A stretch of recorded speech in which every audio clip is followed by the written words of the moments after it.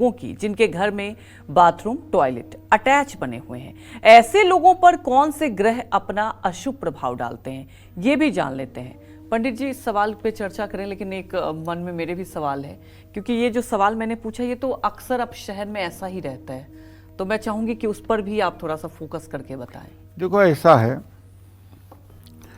देश काल परिस्थिति के अनुसार जी,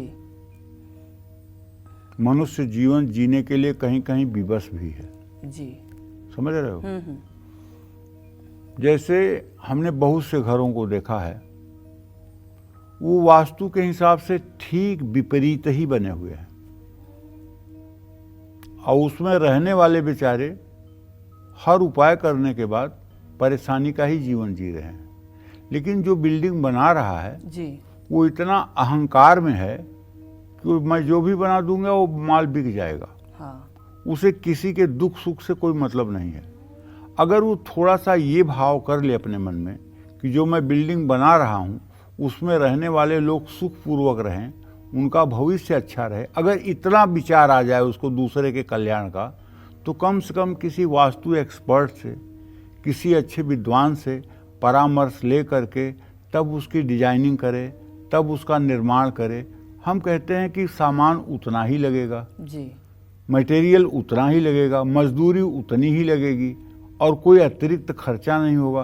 तो अगर आप शास्त्र सम्मत उस काम को कर लें और लोगों को सुकून की ज़िंदगी जीने के लिए मिल जाए तो आपका क्या बुरा होगा। लेकिन यहाँ जिसकी जरा सी चलती है वो एकदम अहंकार में डूबा रहता है।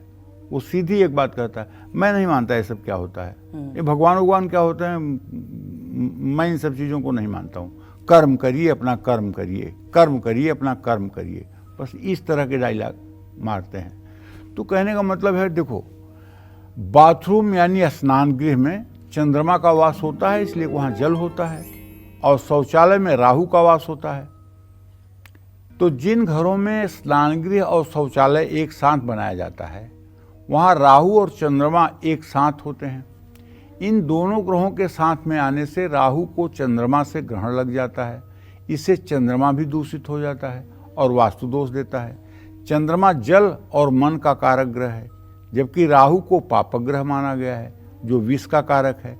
बाथरूम और शौचालय को जोड़ देने से जल और विष की युति बन जाती है। ऐसे युति उस घर में रहने वालों के लिए शुभ नहीं होती है।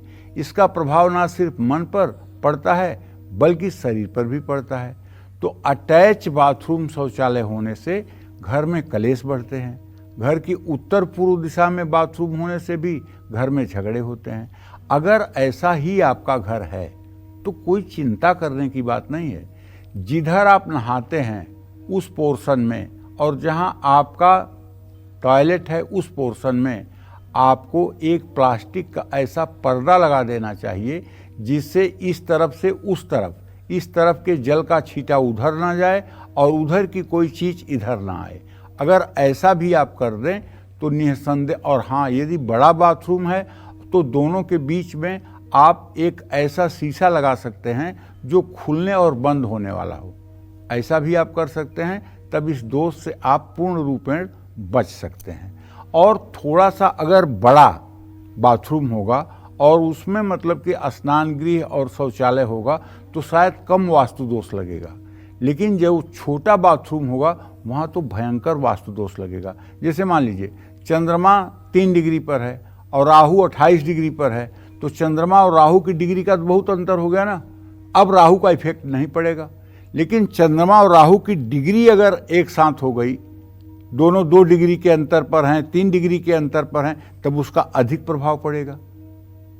तो वैसे ही शौचालय और स्नान घर दोनों में जितनी निकटता रहेगी उतना ज़्यादा निगेटिव इम्पैक्ट आएगा, और जितनी ज़्यादा दूरी रहेगी, जितना ज़्यादा डिस्टेंस रहेगा तो कोई बुरा असर नहीं पड़ेगा। अगर ये डिस्टेंस दोनों में 6 फीट से ज़्यादा का हो तो बिल्कुल कोई दोष नहीं लगेगा। इसलिए इस बात से मतलब कि कोई बहुत घबराने की बात नहीं है। इसका उपाय हो सकता है और उपाय करके आप इसको ठीक कर सकते हैं। जय मां विंध्यवासिनी।